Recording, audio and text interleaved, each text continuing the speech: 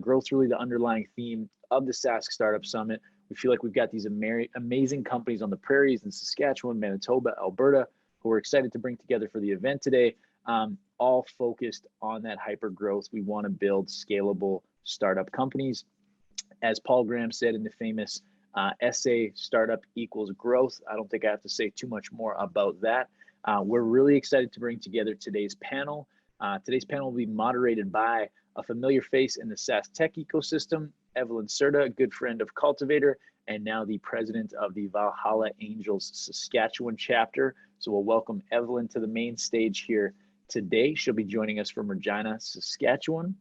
Next up on the panel today, we're excited to welcome all the way from down in Austin, Texas, the man, the myth, the legend, Ash Maurya, founder and CEO of LeanStack. You'll likely have seen his framework and products floating around various entrepreneurial ecosystems across the globe. Had the good fortune of meeting Ash earlier this year down in Austin pre-COVID.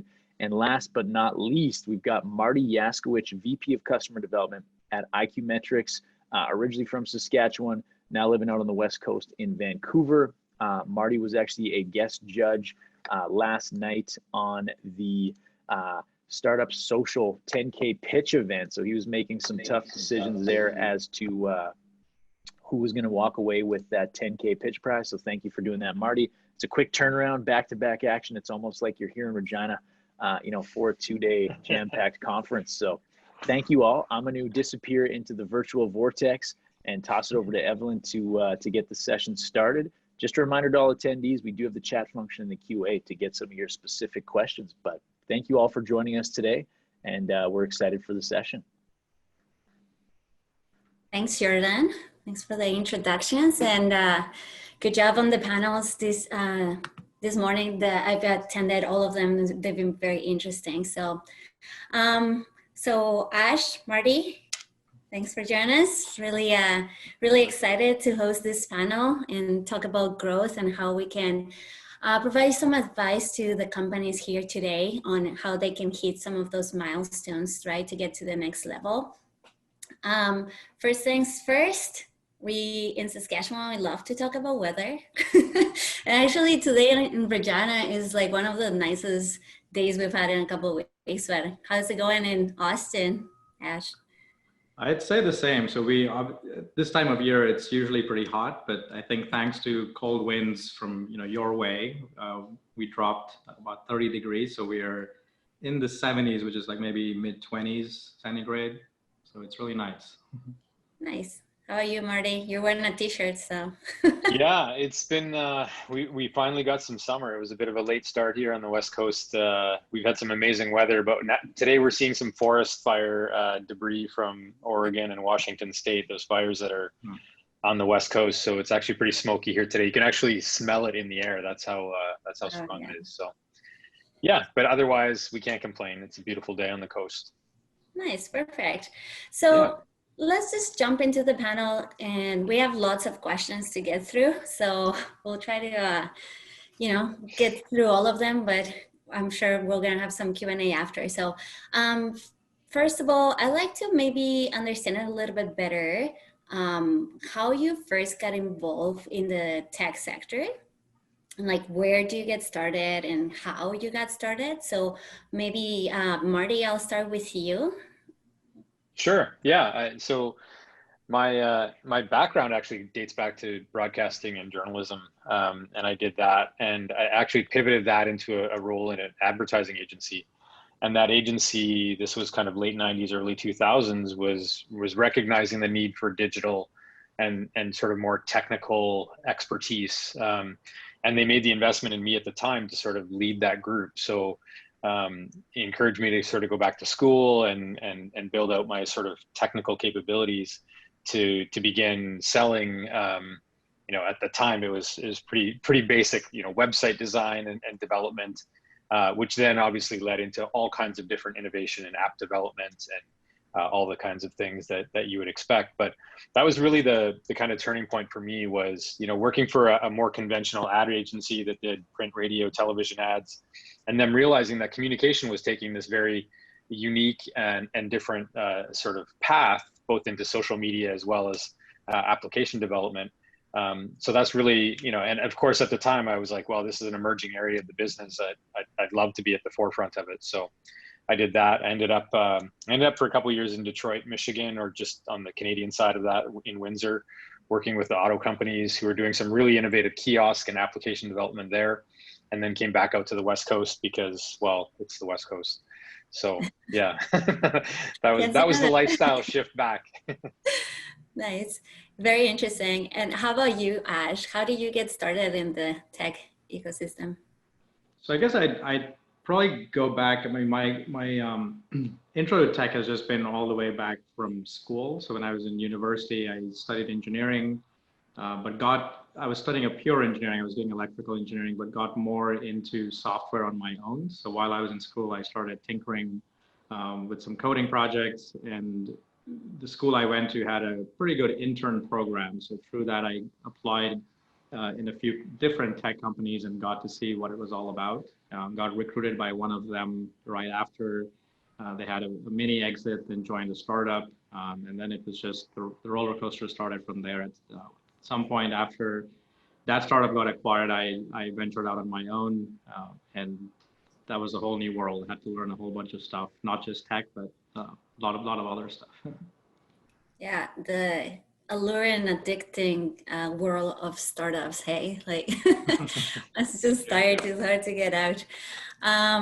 So we're talking about growth today, and Ash, obviously you work with tons of entrepreneurs, and Marty, you as well, you like talk to so many. And so what are some of those barriers and challenges that you usually see with startups that prevents them from survival or from increasing the revenue so they can experience that growth? And I'm going to ask you both this question. I'll start with you, Ash.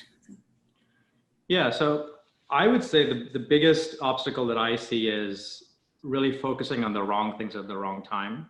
And even though I heard in the intro, Paul Graham's startup directive of growth, while we need to grow, the types of tactics and strategies we use at different stages of the startup are going to vary. And so I see too many entrepreneurs and founders get into the premature optimization trap, or just essentially focusing at the wrong things at the wrong time.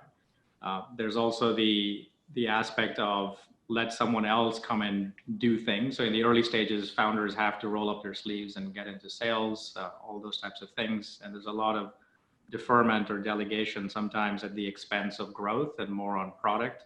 And so those are some of the bigger pitfalls that I see. So my job again is to really push them to really focus on those right things at the right time. Okay. Yeah, that's a great point. I think there's a notion of, obviously a lot of startups are really focused on their product. What is our product? Who's building it? What are we building? They're not always thinking about who's ultimately going to buy this, who's going to use it, where is the market fit, right? So that piece of it sometimes gets lost. They get sort of too far inside the own bottle, and they can't read the label in a way. So we definitely see that. I also think there's inherently among many startups a lack of belief that they should be in the room to get some of the audiences that they deserve. And I find sometimes startups that I've worked with, they don't actually believe they should be there, which actually leads the prospect to not believing that they should be there either, right? So it's this very cyclical kind of thing where, you really have to know who your product is best for, be very, very bold, very brave, and believe it so that they can believe it. Because if you don't believe and you haven't done the research and you haven't, built a product specifically for somebody to solve a specific problem, no audience is gonna buy it or believe it. Yeah, and I agree, right? Like there's the aspect of the product and development of it, and how sometimes you get so fixated on that. But then there's also that aspect of personal development and growth as a founder, and acquiring those skills and that confidence to go out and really sell your product. So, but let's start with the product side right now. So, Marty, you obviously talk, like we said, to so many entrepreneurs, and I know you've been working with them this couple of days. And something that you really talk about is about falling in love with the problem and not the solution, right? So can you maybe chat about how founders can maintain that focus on like generating revenue and start showing the product market fit versus like just continue to just work on the product? Yeah, I mean, I think I've already touched on it a little bit, but a big part of that is really spending a lot of time, as you know, in the product development cycles, talking to users. You know, if you're only talking to investors and you're only talking to your own product people, you get into a bad cycle. Those investors are going to guide you one way. Your own team is potentially going to guide you one way, but you know, if you're talking to your user, if you're talking to your customer, at the end of the day, you're going to be getting the most valuable information that you can apply to the product. You know, what is the problem we're solving? And we saw 4 great pitches last night in the startup pitch competition. And quite honestly, like any one of the 4 probably could have won that money. Some of them did a much better job of framing the problem that they were solving, right? Some of them kind of almost glossed over it in a very kind of quick way. And as a judge, you were like, I really want to know that this problem is real. And that can't happen in your own boardroom. That's out on the street or out talking to customers, users, whatever the application might be or the technology might be. You have to keep the pulse on those people that are ultimately going to benefit from it. Yeah, thanks, Marty. Ash, you also are product market fit guru here. How about this? Your key thing about like falling in love with the problem, not the solution. Can you maybe elaborate on that as well? Yeah, so I do spend a lot of time on that one mindset, and for I guess the main reason being that as entrepreneurs, we are wired for solutions. So I call it the innovator's bias or the entrepreneur's bias. We see a problem and we quickly gravitate towards a solution and then spend every waking hour trying to bring that to life.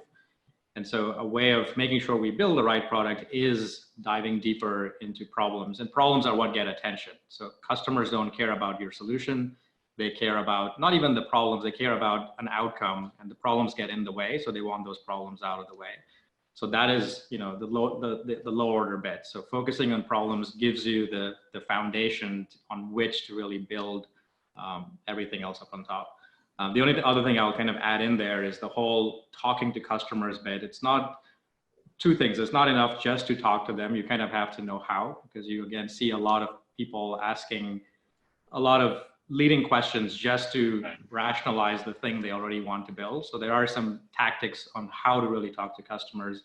But the other thing is also, I find too many entrepreneurs don't do that frequently enough. So we always encourage them to build some automated systems where talking to customers is non-negotiable. So, and what I mean by automated, do things where you pull some customers automatically out of your user pool, get them on your calendars. And so founders have no choice but to see them on their calendars and have to talk to them.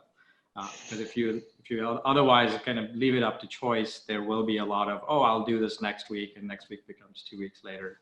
So that's kind of a little hack that we use. And I talk to customers every week, many times every day, but it's all automated. So I don't have to really even go out and ask customers to talk to me. They're just there on my calendar. Yeah. It's not the magical assistant that does everything for you, puts everything in your calendar.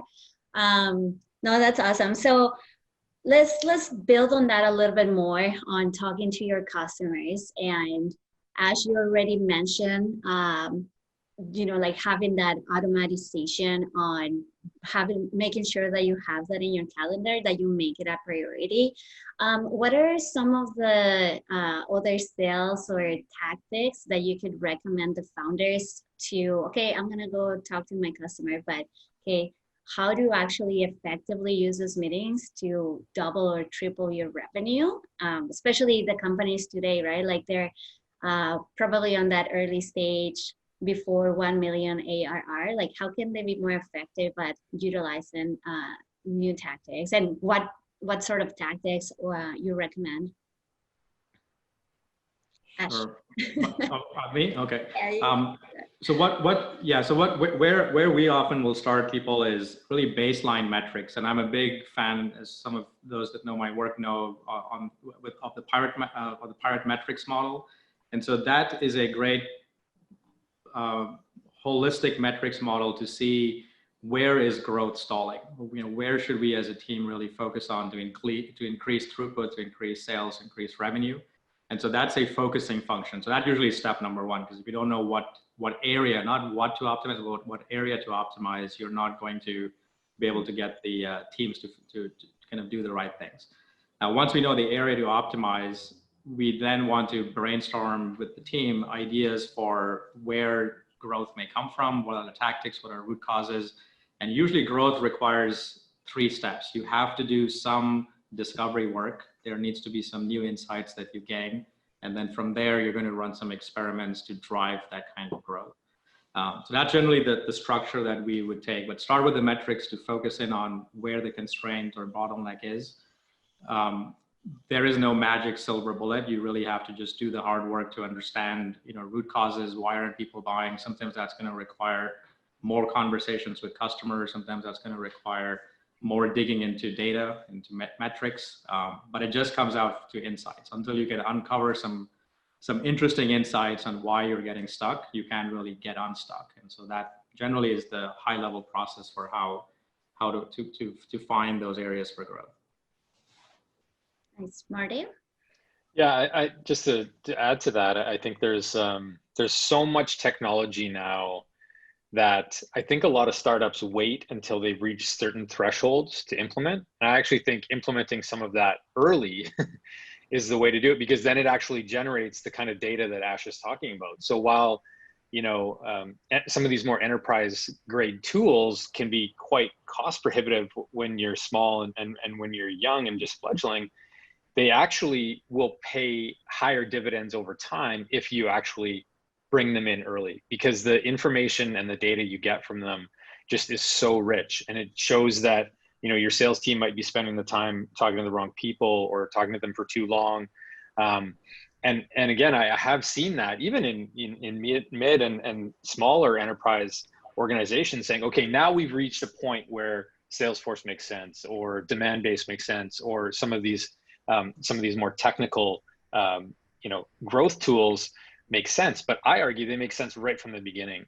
And if you can actually build that muscle memory to use those tools from the beginning, when you are small, when your team is small, they pay off much more down the road than trying to implement them when you've already got a team of 50 or a team of 100, and it's geographically dispersed or what have you. Yeah, starting to identify those patterns from early on, right? So talking about metrics, the famous CAC, or the customer acquisition cost. A lot of our companies, obviously, they're trying to lower their acquisition cost, but we already know that as they grow, there's going to be some points that their cost is going to go up. So what are some insights or recommendations that you could have so they can optimize their acquisition cost and translate it into actually revenue? Ash, maybe I'll start with you on this one. Okay. So the first thing I will say there is that with all this knowledge, and David Skok from Matrix Partners is famous for his SaaS metrics, and he got us all into this whole formula of lifetime value and cost of customer acquisition. And even he has said, maybe a couple of years ago now, is that prematurely trying to worry about unit economics in the early stages is actually a mistake because of what you're saying. There's going to be lots of fluctuation. Most of the times that cost of customer acquisition is not going to be really accurate because you're still learning. So you really have to reach some stage, and in a startup's life, it's usually after at least a year, but sometimes more like a year and a half, and closer to when you start to see or smell product market fit. That's when you can get a much better handle on what cost of customer acquisition is. And at that point, there are probably many things that one team is doing to acquire customers. That's when you can really start to understand unit economics and double down on the low-hanging fruit, the ones that actually do have the biggest chance of being scalable. Because many of these, I like to think of them as, we want to build engines of growth at the end of this journey, but the journey getting there is going to be firing a lot of little rockets, and some of those rockets are going to burn out. So many tactics that we use only get us from one stratosphere to the next, and then they kind of burn out. So that's going to be an ongoing thing. So the advice that I would give is, don't obsess so much about cost of customer acquisition in those earlier phases. Look for just, top line growth. So you're really just trying to add more traction to your model, and there'll be time to really optimize for that. So, of course, you have to play the runway game of making sure that there is enough cash or you've got enough investment. But that top line growth is what matters. The optimization comes second. Yeah. So still tracking metrics early on, but like not obsessing over some of them that they're going to change over time, right? Yeah. So if I just frame it a different way, by top line, I mean, focus more on like your net revenue versus your cost structure, because cost structure has always a floor. You can go beyond a certain level, but in theory, your revenue is infinite. This is the size of the market, and you can expand your market. Nice, thanks. So Marty, do you anything to add to that on the customer acquisition? Yeah, I just say, when you do get into the point in the history of the company where measuring cost per acquisition makes sense, and I totally agree with Ash. I think it doesn't at varying times early in the life cycle. Try and isolate as much as you can the other influences that might be part of that. When you start getting multiple salespeople, they're all essentially going to bring their own sort of cost per acquisition to the table. The tools you're using, like, try and isolate as much as you can to know, is this just a really great, business development growth individual who's driving this, or is it because you've enabled them with some sort of tool or technology to help them be better? So as much as you can, you want to try and isolate so that you're not just looking at the overall cost per acquisition, but there's levers that you can be pulling within, again, to keep optimizing as you grow and grow and grow. Good. Yeah, that's obviously always a challenge for everybody, right? Like, and as founders, I think they have so many different things to be like focusing on. So having that like top revenue, that's great advice for them. Marty, since you touched a little bit on sales, and I know this is like your expertise and you're a sales guru today in this panel. So what are some of the reasons that you usually see for companies to fail to complete those like sales and or close those like early sales? And maybe what are some of the things that they can do to avoid, or things that they can avoid when they're talking to, once they're getting into larger companies or like larger clients? Yeah, I mean, there's certainly a few things. One is, like, the biggest pitfall, the biggest trap that most salespeople fall into is that they just talk about themselves and their product, and they're a terrible first date. I like to say, it's like, learn as much as you can about that prospect, about what keeps them up at night, what their problems are. And quite honestly, the first few meetings should all be about getting even more information from them, right? As much as you can. It allows you to then show them how the problems that they have, you have a solution for those problems, right? So without that, I mean, you're pitching them very, very blind. On the back end of those multiple conversations, and there generally is in sort of enterprise selling for sure, it's really kind of establishing what the next steps are. And we see this a lot with reps who, just kind of leave a deal dangling, and they don't really lock in at the end of that meeting. That's a really important last 3 or 4 minutes. And usually business executives are busy and they're jumping to their next call or they're going to their next meeting, and they never really lock in. Okay, what do we do now? How do we get this deal one step further? Who do we need to talk to?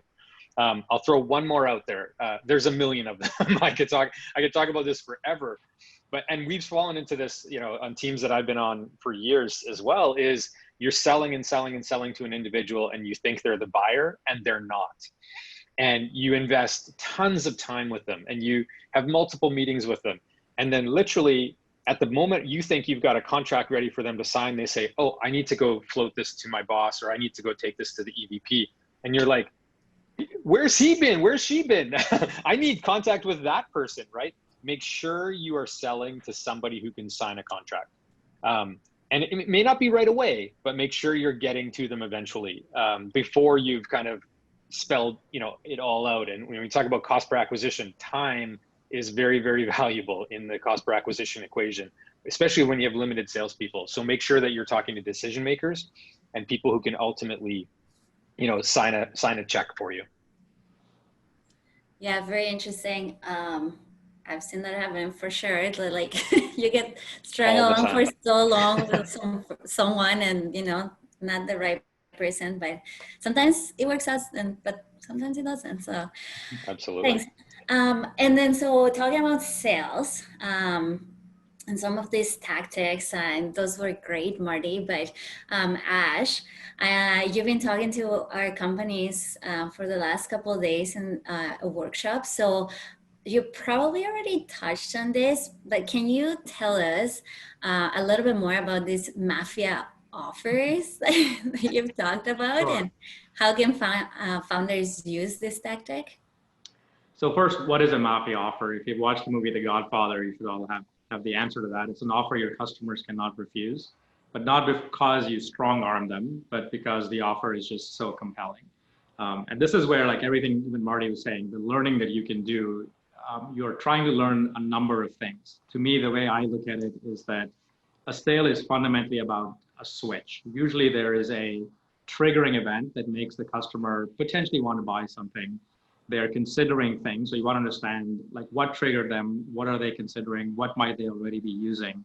And that information is valuable in that learning phase. And once you have that, you can then deliver the best possible pitch rather than pretending the elephant in the room doesn't exist, which is the existing alternative. You want to bring it into the room and then diffuse it. So that's what makes the mafia offer so effective, is that rather than leaving the pricing and the anchoring and all that up to chance, you kind of you tell the customer you're probably using this, and they nod their heads, and then you tell them why your product is potentially better, or what outcome it can drive, or what's the ROI of your solution. And when you lay out that case, it just makes the case very compelling. There can still be reasons why you lose the deal, but at least you put all your best cards on the table. But it does start with the classic, how do you tell when an entrepreneur is pitching? Their lips are moving. So you have to be careful to bite your lip in the beginning and really ask these open-ended questions and do that discovery work. And then the mafia offer can shine after that. Nice, good. I'm gonna have to follow up with the founders today and see how they make sure that they're implementing some of that. So, but you did mention pricing, right? Let's talk about that a little bit because, and Marty, you and I were talking about this the other day. So many startups, when they're, like trying to get those first clients, a lot of the times they go with low pricing as one of their tactics to get customers through the door. What are some of your thoughts or insights on, like getting companies not to fall into the game of, like the low price advantage? And maybe I'll start with you, Marty, and then move on to you, Ash. Well, my first advice is don't.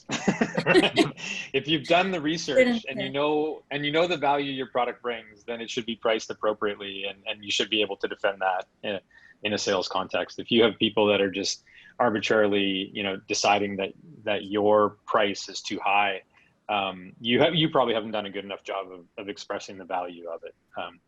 But some of the things I think, and there is that, hey, we want customers, right? Like, you're early startup, you want people using your software, you want to be able to get information from them, all that good stuff. There's a tactic that I really like, which is, ask them to put a little bit of skin in the game, right? We get told this all the time by retailers that we work with. Hey, I'll socialize you to, other people that, could use their software. And often I throw, okay, well, you pay full price for the software, and every time a recommendation of yours joins with us, I'll give you a month free of SaaS or whatever the deal is. But at least they feel invested in it. You're not just giving them something for less than what you think it's valued at. Because if you have built in artificial buffers into your pricing, you know, you're going to run into that trap. And I call it the race to the bottom. Like, well, this guy's 20, this guy's 25, this guy's 15. We're all just going to race to 7 at some point if we just keep lowering our price. And then none of our business models make sense anymore. So do the proper work to price your product the right way, be able to demonstrate that value and show that value, hold steady to it. And if somebody then still wants, you know, some sort of deal, get them to have some skin in the game with you. Make them be an advocate for you, where their advocacy is what is resulting in that reduction in price, or, you know, a monthly SaaS, or whatever the case may be. But think about it that way, where they actually feel like they're part of the team, as opposed to just, you know, getting a great deal. Yeah. Ash, anything to add to that?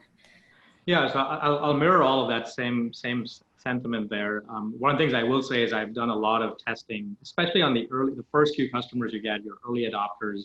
They really aren't price sensitive. You know, they are almost as visionary as you, the startup. They want, you know, they want a good product and they're happy to pay a fair price. So that's one thing to keep in mind. Where I find many founders struggle is that they are a lot like artists. They don't really value their work, you know, all the things that Marty said, don't know how to communicate that value. They do cost-based pricing. They look at what it costs them, let me slap a margin, and you have to do more value-based pricing. If you're solving $1 million problem, don't charge $100 for it, or even $1,000. Try to get as close to that as possible.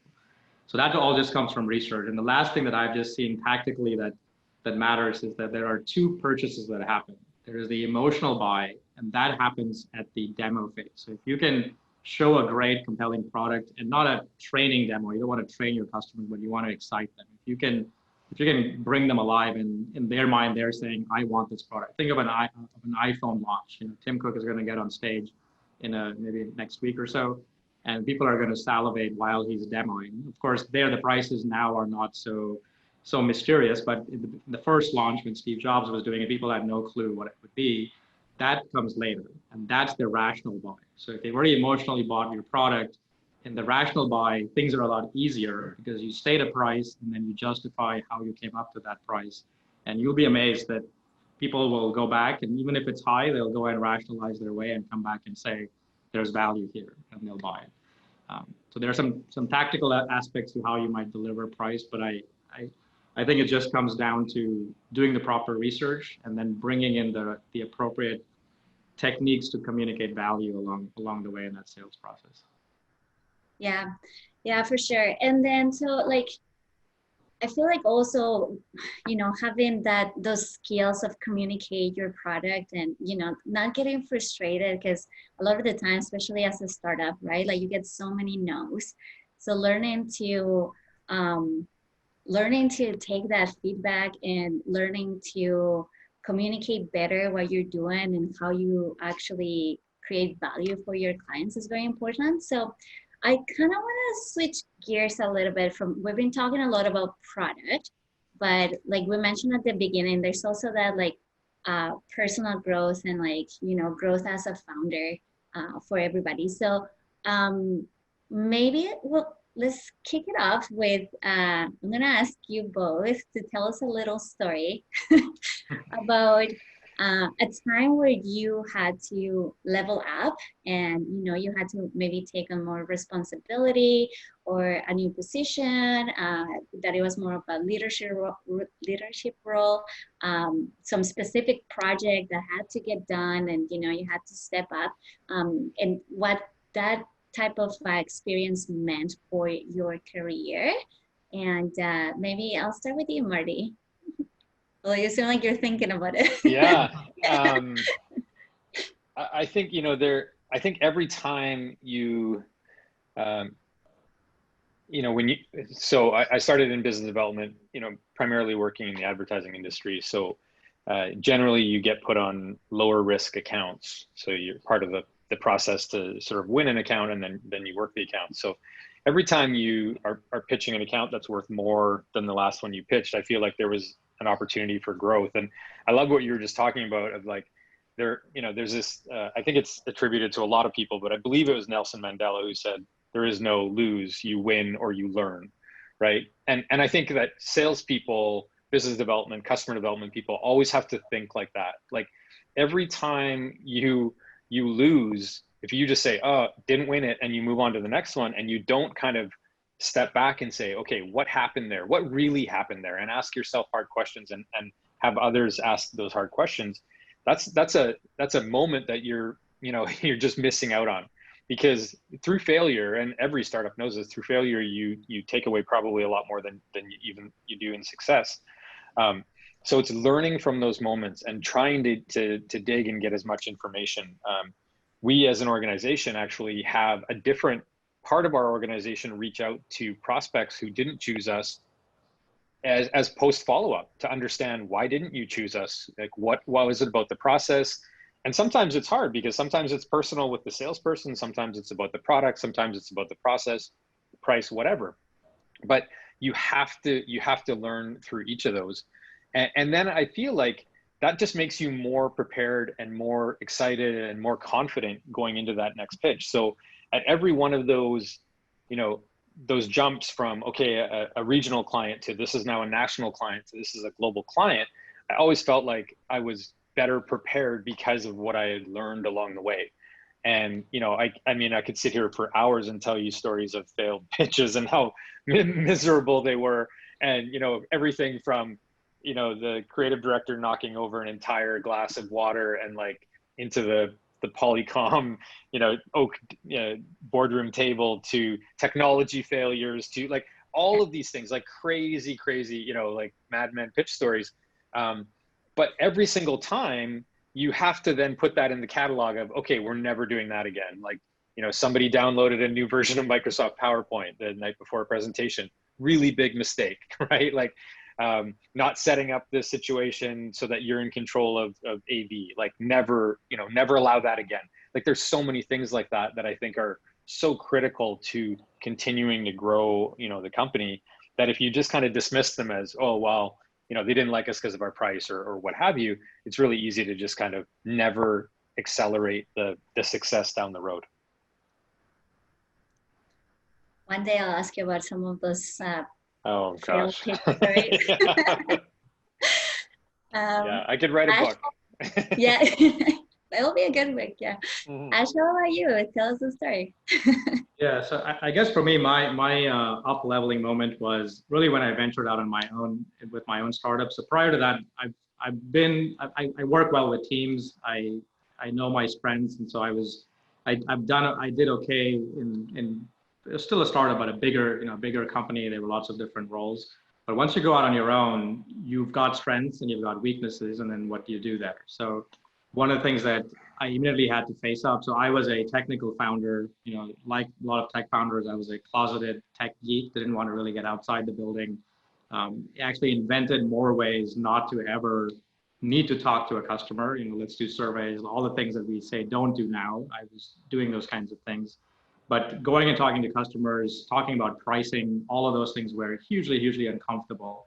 And so there was a choice that I had to make at that time, which is you either get good at this or, pack your bags and just forget about it, go back to your old job. So I decided, and this is the aspect of a learning mindset. So we talk a lot about growth mindset, but a learning mindset, I think, is absolutely critical for founders and really for everyone today. We live in a world where if you really want to learn something, you're not going to become the best in the world in everything, but you can learn enough to survive, enough to do, what needs to happen.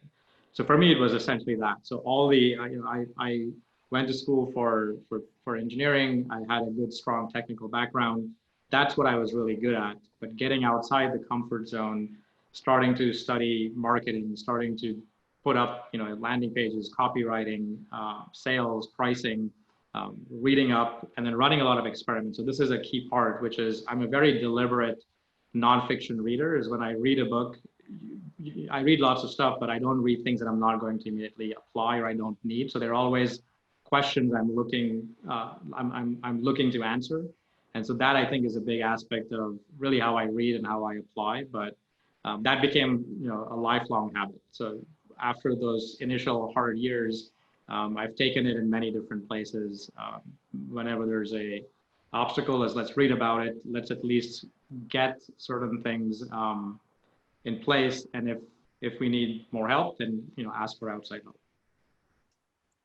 Very interesting. And, I actually want to touch on that because you talk about starting your own company and then going through the whole process, right? So we have a lot of companies here that, right now I have they're one founder, but then they're going to 3 staff right away. And then some of them are going down to 6 to 12, 20.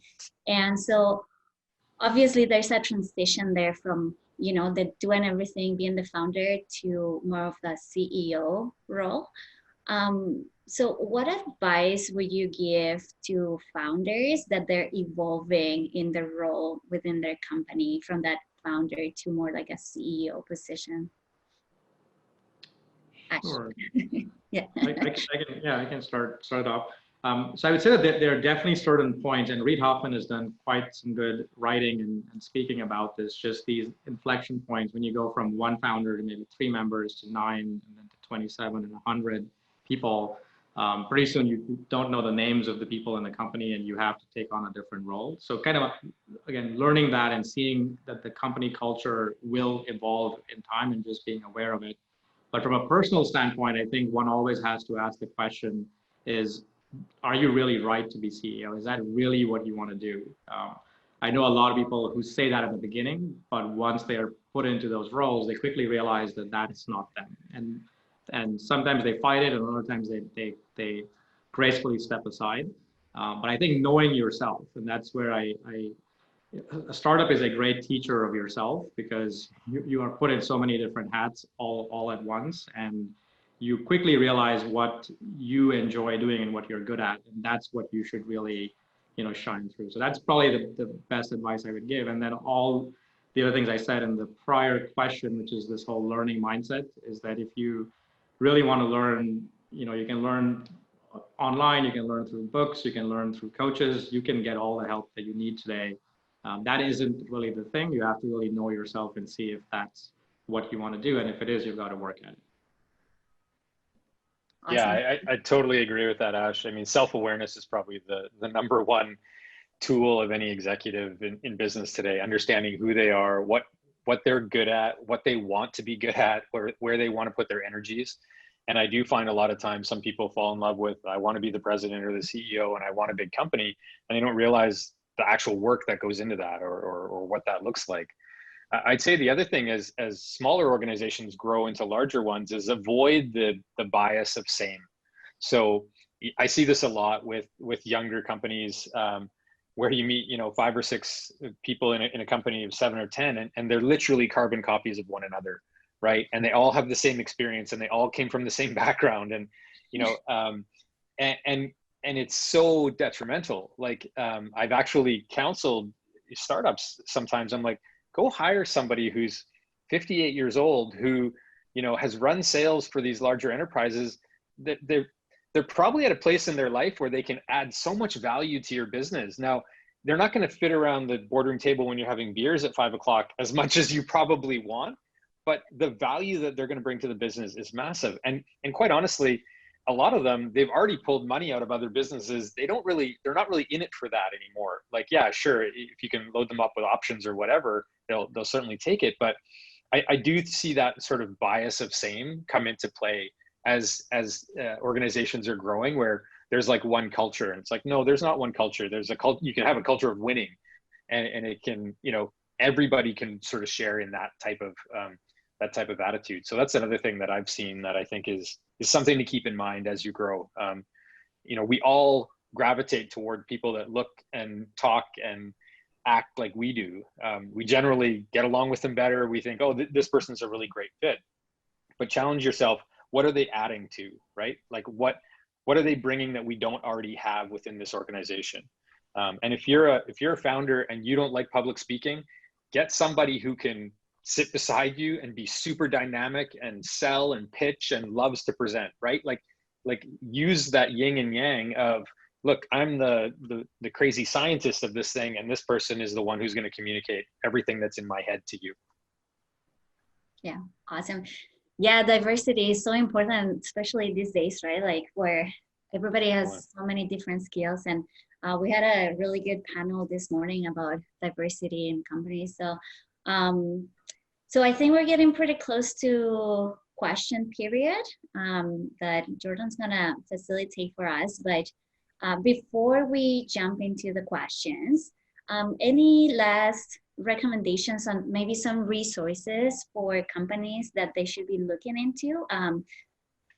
Books, podcasts, tools, software, anything like that to help them through this growth phase. And maybe I'll throw in a little twist in there, and especially now with the COVID challenges, right? Like they have to be more effective and very strategic on what they're doing. So any last recommendations? Ash, I'll start with you. Yeah, so book recommendations are always hard for me because as I mentioned, I'm a very deliberate type of a reader. And so it always is, what is the growth challenge?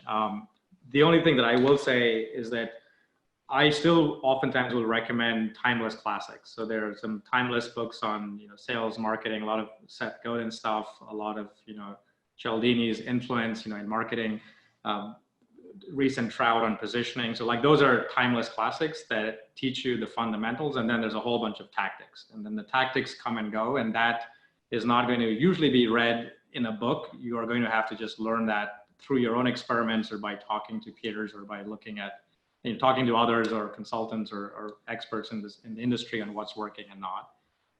But so I would always say, and same thing with books. I mean, there's so many books published every year.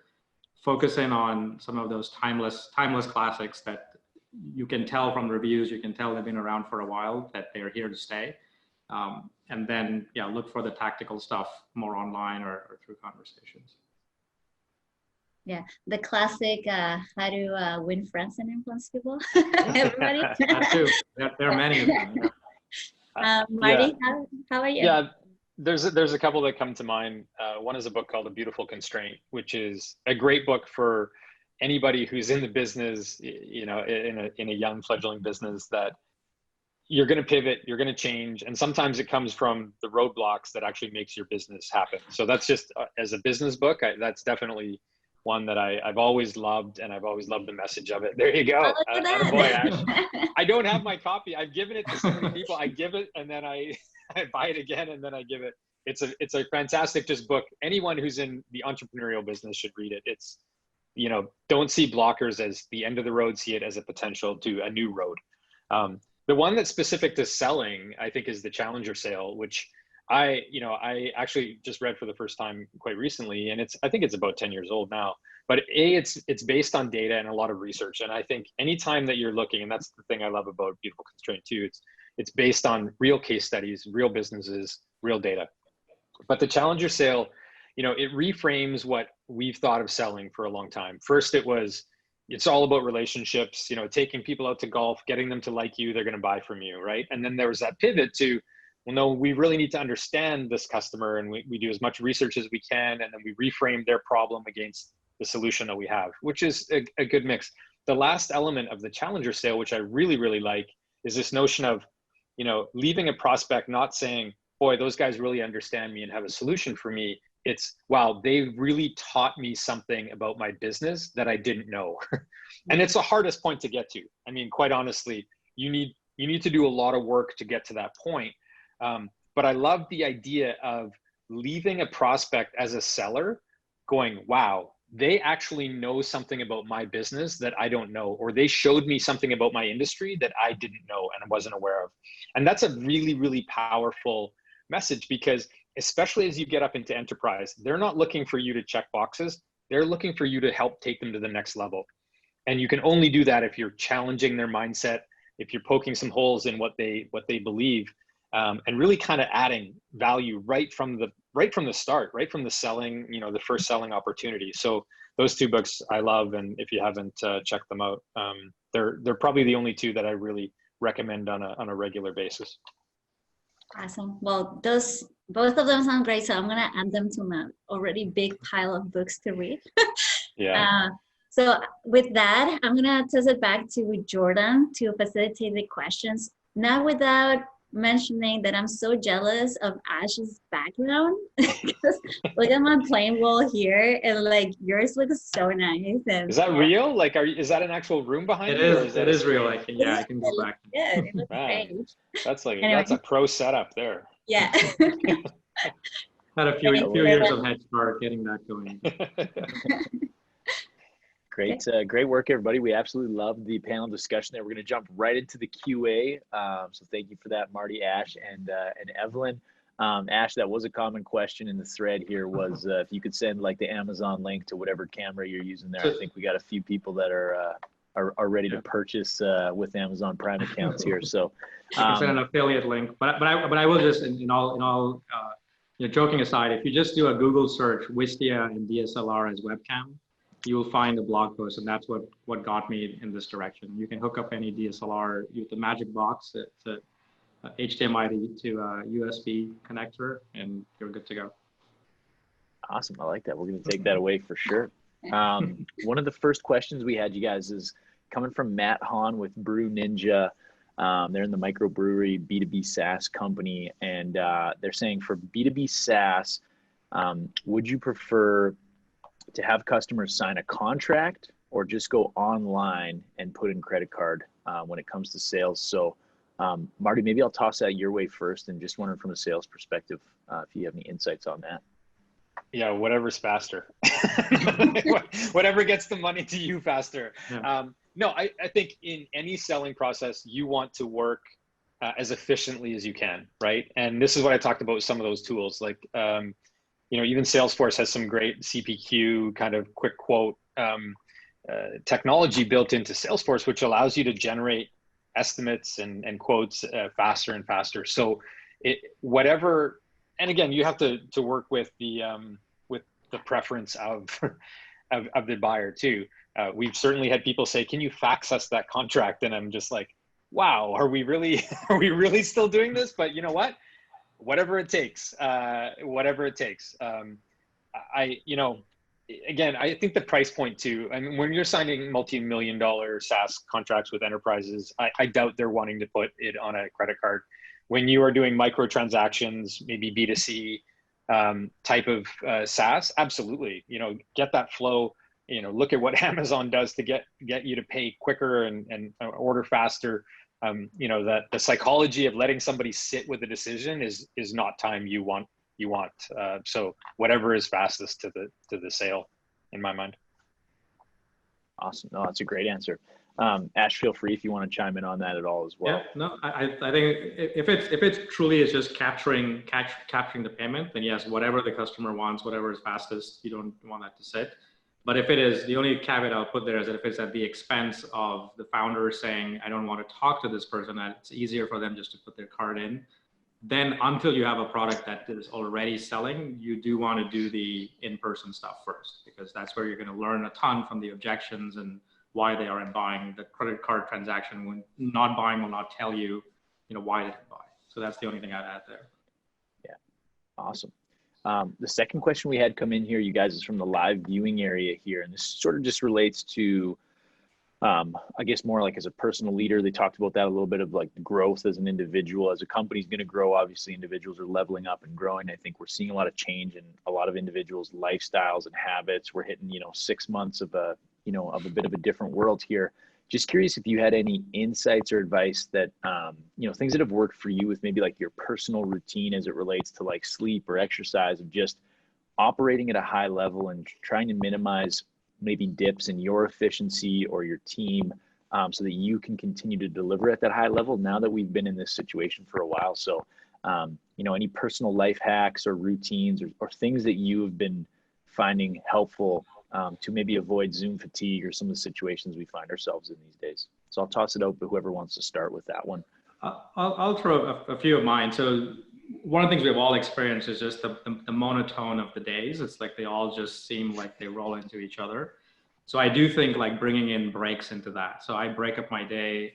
So like workout is a big part of it. And I'm as you can probably guess from the previous answer, I'm a big fan of the calendar. So I'll schedule this time and they're non-negotiable. So no matter what's happening, I'm going to be doing these types of things. So workout's a big thing, and then weekends are a big thing. Like for a while, I had no idea whether I was in a Monday or a Wednesday or a Sunday. It all looked the same. And so just bringing in certain routines, like we have like and all the families at home too. So we have like a Sunday brunch that we started doing. There on Friday night, we have like a little happy hour cocktail thing that we do. And we just like add these things. And so at least we like celebrate the weekend coming, and Sunday we celebrate the Sunday. We know Monday is Monday. So I think those are like, it's a small little thing, but it's definitely helped and bring some sanity to the monotone for me. Yeah, I would add to that. If you're not a morning person, become one, because I feel like all of those things, the things that are about you, if you don't prioritize them early and first, I worked out at 6 a.m. this morning. I was on a 7 a.m. call with colleagues on the East Coast, and they were joking that I was in a cut-off hoodie. And I said, well, I've already been to the gym and back. So, and depending on where you are, like if you're on the West Coast and you don't like to get up early, well, you've missed every half of every day, right? Because your Eastern time zone is at 2 o'clock when you're rolling out of bed. So to me, like that is so important. And it's kind of like Warren Buffett always said, like pay yourself first. It's like make that deposit into the equity bank of you early and first, and get it out of the way. Because if I leave it to the end of the day, that workout never happens. I get, somebody hands me a beer at 3 o'clock at work, or just, the Zoom calls just bleed into one, and suddenly it's 6 o'clock and you're just exhausted and you haven't done that thing for yourself. And so that's, schedule it, do it, get it out of the way. And it means getting up at 5:30 in the morning though. So not everybody is super keen to start that trend. The pros and cons of remote work and the East and West Coast lifestyle there. Great answers, you guys. I think those are both super good takeaways. We know we're getting a lot of, questions about that as founders are living, often irregular schedules or trying to, balance as much as possible.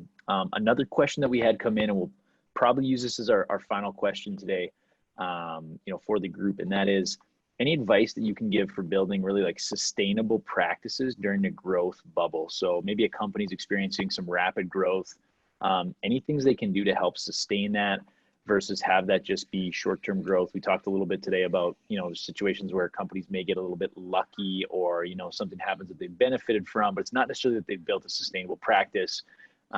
So really with that sustainable piece, we want to create sustainably high growth companies. Maybe I'll toss that one to you first, Ash, and then over to Marty.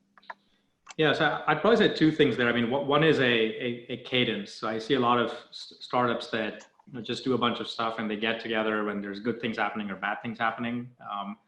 And the danger there is that you don't get together long enough to really introspectively see what's working or not. So to me, just a cadence, and this again comes from Scrum, Agile type of thinking, but whether it's 2 weeks, whether it's a monthly thing, but get together as a group only to talk about growth. Like, are we growing? Are we not growing? And then more importantly, why are we growing and why are we not growing? And if we don't know the whys, then let's actually put a little task team together to go figure that out. And that's where you're going to get repeatability. So you can't really grow anything that isn't repeatable. And to me, you can't, and that requires that learning or that insight first. So kind of leave it at that. Awesome. Yeah, and just absolutely. I think one of the big mistakes is valuing quantity over quality in that regard. So, you might identify that you need 5 new salespeople.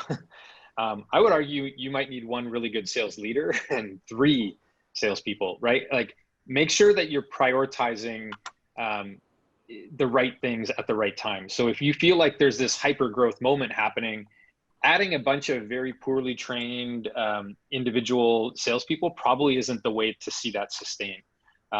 Making the investment in maybe a higher priced sales leader who can actually operate more efficiently with a smaller team is a much better use of that kind of growth moment. And I see that mistake made all the time too, where it's like, hey, I used to sell, so I'm just going to hire 5 salespeople and I'll make sure they're all in line. And then you get busy doing 10,000 other things instead of saying, hey, I'm going to get an experienced sales leader to shape this team, to bring on people, to make sure they're trained and using all the same processes, which makes it very repeatable and sustainable, and the success will follow. Awesome. I love that answer. And I think that's a great way for us to cap off the the panel discussion on growth today. Want to give a huge thank you to you, Marty, for joining us today.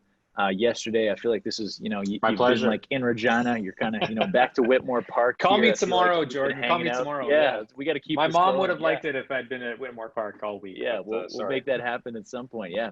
Ash, as always, great for you to join us. We love everything you've built and really benefit from a lot of your thought leadership on a variety of things. Can't wait to get back down to Austin for some of that Southern barbecue. Big fan of brisket. I've seen from your Instagram the various cocktails and cooking experiments there. So please keep that up. We love seeing that. And Evelyn, really appreciate you jumping in today. Huge connection to Sask Startup Summit. Evelyn was a huge part of bringing this event to life last year and a super important member of the Sask startup ecosystem. So want to say a big thank you to all three of you. Hope you have a great weekend in your various locations there. And we look forward to connecting with you again soon. So